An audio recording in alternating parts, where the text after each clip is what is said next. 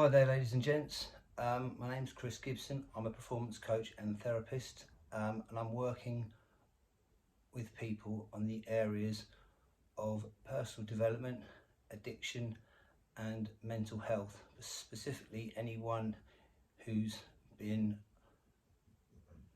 in a relationship with someone who has a cluster B personality disorder. So I'm talking about narcissistic personality disorder, histrionic, borderline, and antisocial. A little bit about myself. When I started school at around 5 years old, I was overweight and I had an eye condition called nystagmus. So my eyes would move around a lot. I had no control of my eye muscles, had no visual memory, which basically meant I saw 3 letters of a word at a time, so it's like very much like being dyslexic, and I couldn't read or write very well, or see a blackboard for that matter. Blackboard, God, that's going back years. So school was very, very difficult for me. Because I was overweight, I got bullied because of my weight, I got bullied because my eyes wobbled, and I had quite a torrid time. And I basically used to think that life should be miserable. You know, I'd wake up in the morning miserable, and I accepted that's how things were going to be. Things got slightly better. I went to private school for a bit, around 9 years old, 9 or 10, and I started playing rugby. And that was a massive release for me. I was chubby, but I was powerful, and very determined. And I got in the school team, and that gave me a little bit of pride back, I suppose, from someone who was, you know, very lacking confidence. When I went to school later on, I joined Windsor Rugby Club as a young lad at around under 13s. When I went to secondary school, I played rugby for the school team at every age group, and then I played first team at the sort of top level. I played that 3 years earlier than I should have done, and that was very difficult for the teachers to comprehend, because they, you know, they're dealing with a special needs case who's playing a high level of rugby, and they couldn't comprehend that because that wasn't within their parameters of someone with special needs.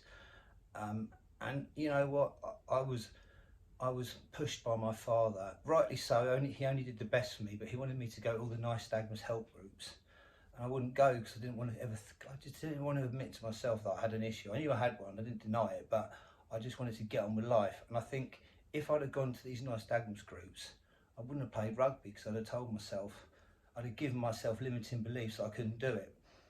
But as it was probably a bit of a limitation over the eyesight. But I played a position front row where it wasn't as important. And later on, when I played rugby at higher level and played for Windsor Rugby Club in London Welsh, the way I got round it was I trained really hard, got stronger, fitter than anyone else around at the level I was playing at. And you know, that used to subsidise the fact I had an issue with my eyesight. So I'd get round it by being at a higher level in other areas, basically.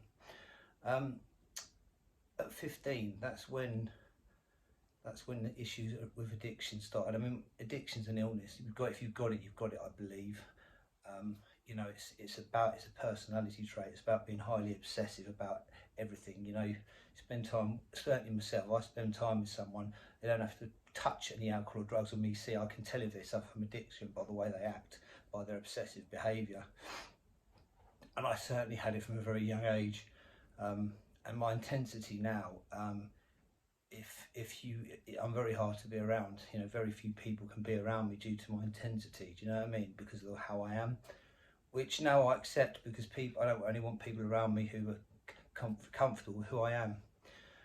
But at around, I think I was around probably 13, 14, I went to a fair, and that was my dog Shadow in the background, if anyone heard anything. Yeah, I went to a fair and managed to get some alcohol, and I think I had about 3 or 4 cans of Strongbow or Diamond White cider, and that was it for me. I felt like a different person. Every insecurity, the lack of confidence, it all drifted from me, and I felt absolutely amazing. And it was like, this is it, you know. And from that moment on, every opportunity where I could have a drink, I would look forward to it. I remember drinking when I was revising for my GCSEs and had some time off because it helped relax me to revise. I mean, that, you know, straight away at a young age, that is, you know, destructive alcoholic patterns at the end of the day. It's not good at all. Left school at around 17, went to work with my uncle for a bit. Thought I'd stay there because I really enjoyed it. He told me to come back when I've had the big idea. What the big idea was, I haven't got a clue. Maybe I should ask him one day. All I know was it left me at 17 years old, unemployed and feeling very down. Anyway, I got a job for a guy called Colin Verity at his company, Rossway Transport, doing house removals, which was hard work, which I really enjoyed, and decided that due to the fact that I like training, I joined a gym called the Castle Gym, which is a heavies gym. It had a lot of professional bodybuilders and athletes go down there. I decided I wanted to be a personal trainer, so Colin very kindly gave me the relevant time off to qualify as a trainer whilst working for his business. And later on he gave me the time to work for him and still build my company up and do a few days with him and a few days personal training, so I managed to get my business going. But I did fitness instruction and personal training, then I went back and did Optimum Fitness and Health Appraisal, then Optimum Sports Nutrition, and then Advanced Personal Training. So rather than just do a couple of weeks qualification and go into it with little knowledge, I spent a couple of years going back and forth, qualifying, doing different things because of my obsessive nature and wanting to be at a good level. Never had a job in fitness instruction. At 20, went straight to a contract at Oakley Court Hotel. At the time, I was playing for London Welsh Colts. I was going to sign a professional contract with them, but Windsor Rugby Club offered me to play for their first team, and it was local, and I knew a lot of the people there, and they were happy with me training when I could make it due to I had a fitness business and I was working in the evenings. And yeah, I went for that. It was fantastic. Loved playing the rugby at that level, loved going out afterwards in a shirt and tie, you know, and getting a lot of attention from people. Still had absolutely no self-confidence, to be quite honest with you. Still hadn't had a girlfriend, still had a terrible pattern with alcohol, you know, drinking obscene amounts at the weekends when I could, but I thought training very hard I would get away with it, and probably maybe I did for a period of time, but you know, you have to pay the piper at some point, and I certainly did later on in life, you know. Yeah, and at sort of 20 years old, I've built my business up, so I'm a successful personal trainer. I'm playing a good level of rugby, and yeah, life was good. But then that's when the drug taking and alcohol really went to the next level. When I was playing rugby, I would take ephedrine before the game to perk me up. I would take GHB after the game to relax me. I would throw as much alcohol and spirits down my neck initially to link in with the GHB to relax me. Then once I was at a level, I'd start taking cocaine to finish off the rest of the night. And that, I thought that was all right. You know, the drink with that was obscene. I never remembered getting home. The next day I would wake up with a terrible hangover, get straight out the next day and start drinking again. And that was the pattern for, you know, for a good couple of years. And yeah, it was fantastic, but a very destructive pattern that was starting to get into a very, you know, worrying pattern of addiction. Around 24, I realised well before then, but at 24, 25, I decided to go to America to study neuro-linguistic programming, timeline therapy and hypnosis, because I started to get really interested in psychology. I realised personal training was just very much a small part of things. You know, if you wanted to get results with someone, you had to build into their psyche to get results. You know, the reason I got results with people is because they liked me, they bought into me, so they used to do what I said, and they turned up. So without that, I wouldn't have got anywhere with personal training. You know, that's why personal trainers have no personality. You tend to have very few clients, even if they have very good technical ability and knowledge. You know, so I studied that in California. Met a woman out there, stayed out there for a little bit. Due to that, I lost my personal training business.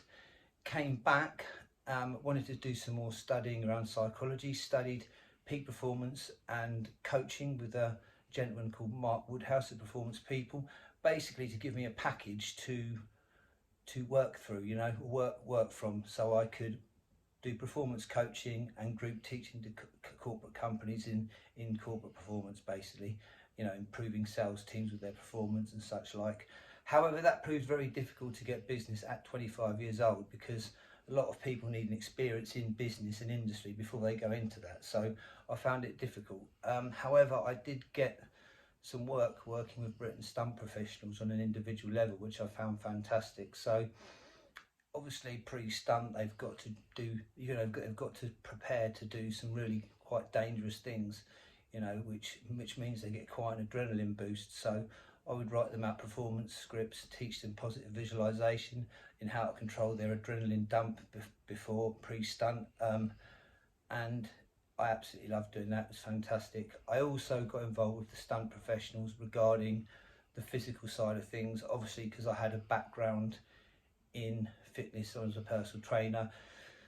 Due to the time at the Castle Gym, I'd actually spent a lot of time living with a professional bodybuilder who was on steroids and sold steroids, and it gave me, because I was very interested, I researched into that with him, and it gave me a really good knowledge of steroids, how to do the injection procedure properly, how to combine them together, how to give aftercare when you finished, so that your natural testosterone comes back again. So I would consult the stunt men and women on that, due to the fact that they had to bulk up or lean down dependent on who they were doubling for. Obviously all the actors were doing the same thing, so they needed to work at the same level as the actors to get the results and look the same. And I loved that. I massively enjoyed it. Issue was, it was very hard to get more business in that industry. I dealt with a few of them. I won't mention any names because they dabble for some big celebrities, so I can't, you know, I've got to show the correct anonymity there. But the thing is, I would have spread right through the industry helping loads of people, but the people I helped wanted to keep it quiet what they were doing, so they kept it very undercover, which I totally understand. But it was an issue because it would have, otherwise it would have progressed me business wise, but unfortunately that was difficult to happen. Even to this day I still help them out, but it never developed how I wanted it to, for that reason. Throughout all this time I was massively into active addiction. I was taking diazepams to sleep, I was taking GHB to get through the day, I was taking Nubain if I was in pain, and at the weekend I was drinking. And the way I looked at it is, I'm only drinking at weekends. The drugs that I'm doing the week don't really matter, they just keep me ticking over and I can function on them. And really they were the keys to numbing my insecurities, you know, which is absolutely terrible. But that's what, when I look back, that's what was happening. I was taking these drugs to help me sleep, help me do everything, and mainly it was keeping at bay that insecure person who was there from a little kid. That fat blind kid was always there. No matter how much I changed how I looked, I was still, you know, still not particularly good with women, still lacked confidence. Only had my first girlfriend very much in my mid-20s, but I found it difficult to hold down a relationship, because basically if a woman found me attractive, they'd come to me and I would then be with them and try to fit their requirements, what they needed me to be, because I didn't have the confidence to go out and find the woman that I wanted to be with till much later on in my existence. So because the performance psychology was difficult to get a lot of business with, I started doing door work due to the fact that I've always integrated martial arts into the rugby and everything I've done. From the age of about 18, I started kickboxing to give me more confidence. I did boxing, I did Thai boxing, I did Kung Fu, I did lots of different martial arts, and I do them on a one-on-one level to improve. So I improved a lot at a drastic level because I got the one-on-one training. I realised quickly, due to the fact I was into personal training and I knew the benefits of one-on-one. I bought into that myself. So even though it costs a lot of money, because I was earning good money doing it, I'd invest the money in myself, and I became a very proficient martial artist. The guy I was at the club I was at the time, a guy called Gary Banks, He asked me to come work for him on the door, and it was great because he gave me a bit of extra money, and it's something I enjoyed doing. Around that time, around sort of 25, I had 3 professional above the waist kickboxing fights, which were fantastic. I think I won 2 and lost 1, which basically I shouldn't really have, due to my eyesight, I shouldn't have done. You know, and I really do thank Gary for having the faith in me to put me in and put his neck on the line behind me, because very few people before would refuse. I'd asked to do it and asked to fight under their name, and they'd all said, no, you've got bad eyes, you can't do that. And Gary, you know, Gary stuck by me and gave me a job on the door when things were difficult for me. So, you know, I very much appreciate that. The door work, you know, it involved more and more drugs, more cocaine, more diazepam to make me sleep, more GHB, more Nubane, more painkillers of any sort, tramadols, morphine, anything I could get my hands on to make me feel better, to numb me, I would use. I used to get morphine patches, you know, along with tramadols, along with diazepams, along with codeine tablets, all sorts of cocktails of bits and pieces. And I built up an immune system, and it kept me very level. And I would run out sometimes of these things and not even, and feel detox for 3 or 4 days and sweat, have bad tummy. I didn't even know what's going on. I was withdrawing from opioids, but I just pushed through it. I had such a strong sense of mind, and I didn't think about what was going on. I just got through it, and then I'd start doing something again if things came up. But I just look at that mindset of how the hell I used to get through that pain of the detox, but I used to. I then moved into more prestigious work in the security industry. I did rapid response concert security at Milton Keynes Bowl. I then did some close protection work in Dubai and Thailand for looking after overweight businessmen, which was, you know, it's quite good fun travelling, and the money was good. All coinciding with me meeting another woman who got me out of the door work. And actually at that time I stopped drinking at the age of around 30 for a good couple of years. Again though, I was still addicted to codeine. I knocked a lot of the other stuff on the head, but I was still taking between 16 and 52 Nurofen Plus a day, and I'd run around to different chemists. You know, my life was engulfed with running around to different chemists trying to get away with buying them, because, you know, you can't, they're very difficult to buy. If you go in once a week, people frown at you, you know, so you've got to find so many different chemists. The stress of it was ridiculous. I'd have to get my girlfriend to run in for me, who knew about my issues. I'd try and get friends to go in. And yeah, you know, because I praised myself for not drinking, so I'm not drinking, so I'm doing all right. And, you know, I was training hard. I was pushing the personal training business again, because I was at a new gym called the Castle Gym. I did a performance presentation for a company around that age, to do some performance coaching work, and they found out about my experience in the security industry and my martial arts experience. They asked me to come on board and run their physical intervention training, which I did. I did 2 other courses in physical restraint, did qualifications in combatives and Krav Maga, which are the Israeli and British and American armies unarmed combat systems, which I absolutely loved, which integrated with everything I've done. And I worked in retail running courses in physical intervention and personal safety, linking in again with the psychology behind everything, you know, how to de-escalate a situation. So it wasn't all physical stuff, there was a lot of mental stuff, a lot of legalities.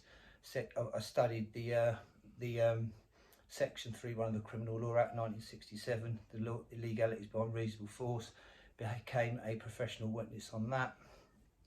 Also, towards the end of my time in retail, worked on knife crime. I did a lot of research on, you know, county lines and knives being brought into shops in retail, and I put together the first ever course in retail, probably corporately around the country, on knife crime, and went round a big retailer to do nearly 70 courses in the base of 3.5-4 months on physical intervention and knife crime, which was very, very successful, you know, and I enjoyed it an awful lot. At the time, at the age of around, I think it was 33, I got married for the first time. I split up with my girlfriend, who was a lovely girl, but I just didn't have the right feelings for her. I met my wife, who was a professional singer, and on meeting her, you know, it absolutely boosted my ego, because she was a highly, highly attractive woman. Issue with her is she had borderline personality disorder and a bit of narcissism all mixed into one. And she was very open about it, to be honest with you. And I thought I could deal with it. I was married within a year. I started drinking again because I thought I was happy, I could have a few drinks. I didn't really understand alcoholism or addiction, and everything went to shit very quickly. I've never felt so lonely and battered being with a narcissist. The love bombing and everything at the start was absolutely amazing. I was on such a high. The marriage, having my friends there, my family, was a fantastic experience. But you know, the crash, when things go wrong, the way I was treated, the way I was so insignificant to her and her life, was just horrendous. She's since gone into therapy and sorted herself out, which is good.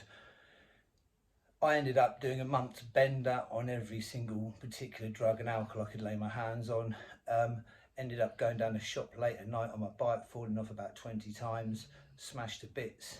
Ended up in hospital. I said to my parents, put me in rehab because I'm alcohol dependent and I won't stop. You know, the medication they were giving me in hospital was not helping in any way, shape or form, because they don't really understand addiction. I don't really think they want to. I think in the national health, obviously the budget's difficult, I understand that, but they see addictions, addicts as weak, you know, and you know, which is completely wrong, because some of the addicts I've met are the most strongest and amazing people in you know, I've ever met. You know, I remember walking out of the hospital and the nurse shouting out scum at me, you know, which at the time I wasn't really too bothered, actually. You know, maybe I deserved it, I don't know. I certainly don't think I did anything to upset her. Maybe I was taking up beds or whatever. But anyway, I went to rehab, taught me an awful lot about addiction, which was fantastic. I detoxed for a month, came out. On coming out, I wanted to learn more, so I went straight into sort of college. I was up at Reading College already. It was actually at Reading University doing a vocational course in psychotherapeutic counselling. So I integrate the psychotherapeutic counselling with the NLP, time therapy, hypnosis and all the coaching. So that's what gives me the package that I'm sort of working on now, really, plus with all the experience I've had. So I've had all the experience of it, the ups and downs, plus I've done the qualifications. On coming out of rehab, I stopped drinking, haven't drunk for nearly 10 years apart from one relapse, which, you know, in 10 years isn't too bad, and I learned a lot from it, to be quite honest with you.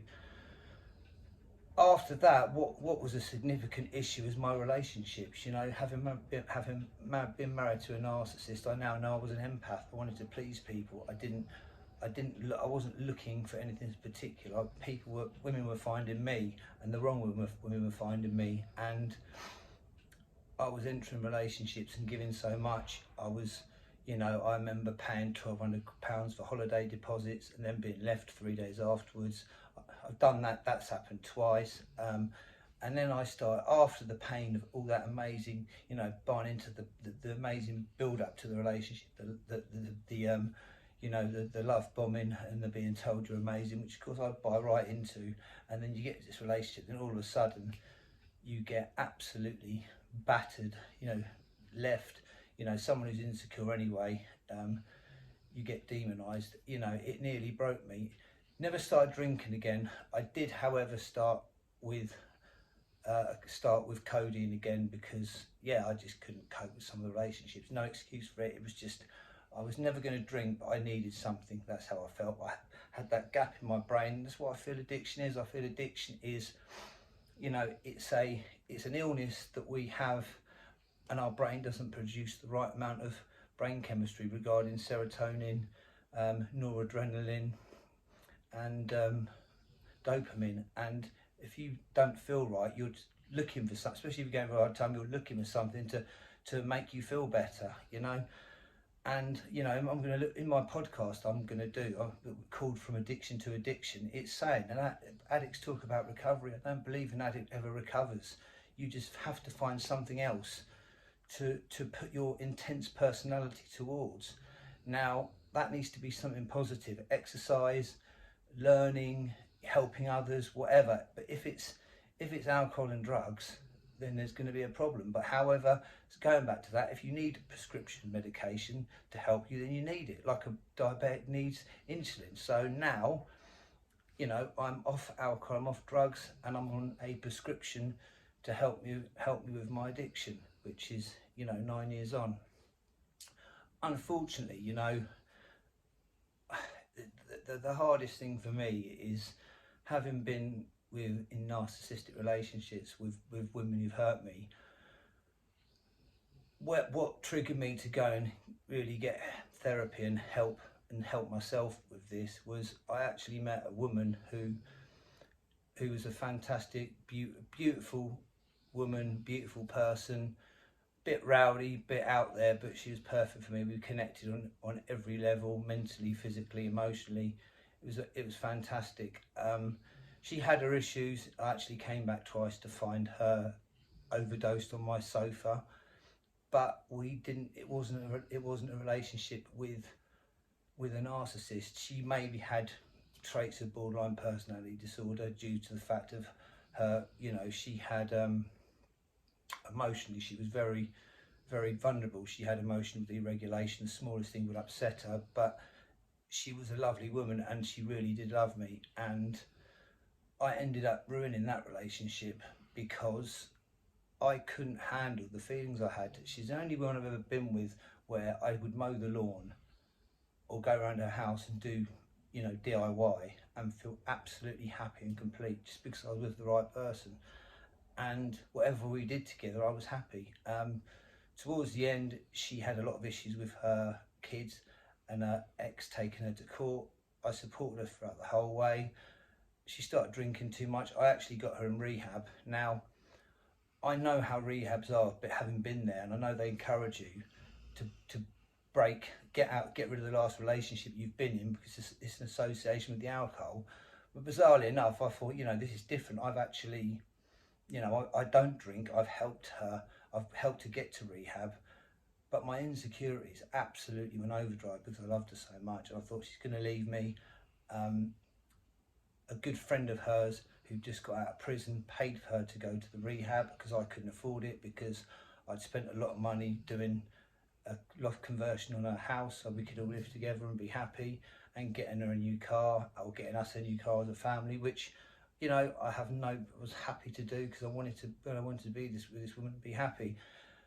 But I then ended up, because of my insecurities, I ended up round with her, going on a dating site, talking to other women, due to me being highly insecure, thinking that she was going to leave me. She found out, we broke up. And, you know, it's an example of how, you know, you're with all these narcissists and these bad relationships, then when you get a good one, you're so broken and you don't know how to handle love when it comes, that you actually destroy it, you know.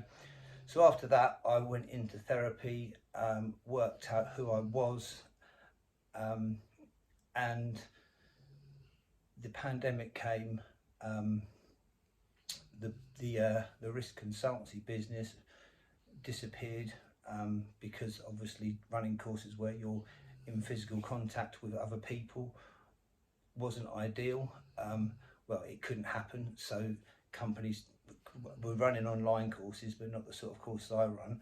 So I concentrated fully in putting a package together, a coaching and teaching package to help people struggling from addiction and, you know, mental health and relationship, and anyone who's had a relationship with someone with a cluster B personality disorder. Also started a company called A1 Personal Development with a good friend of mine, to work corporately, to run corporate courses in personal development, and teaching mid-management the early warning signs of stress, mental health and substance abuse. So yeah, that's what I'm doing now, and I have absolutely no regrets. You know, it's never nice to lose a business, but I feel that what I should be doing is helping people. Um, that is what I'm here to do. That's what I'm here to do now.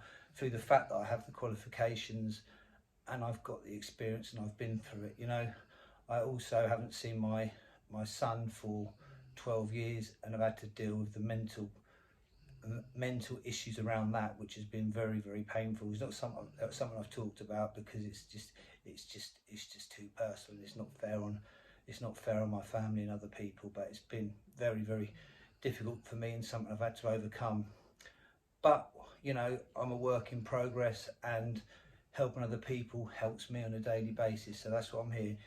If you would like to talk to me, if you'd like to book any coaching or therapy sessions, or if you would just like to talk to me for some advice, you know, obviously I run structured paid sessions, but I'm here to give advice to anyone who wants any help in any way, shape or form. So if I can help, please don't fail to contact me. My email is chrisjgibson78@gmail.com, or happily send me a WhatsApp on 07831 423 424. And also, if there's any posts that you would like, or any subjects you would like me to cover and do videos on, please let me know, and I'm happy to try and put something together for you, because I know it's going to help, or hopefully will help lots of people. Thank you for listening.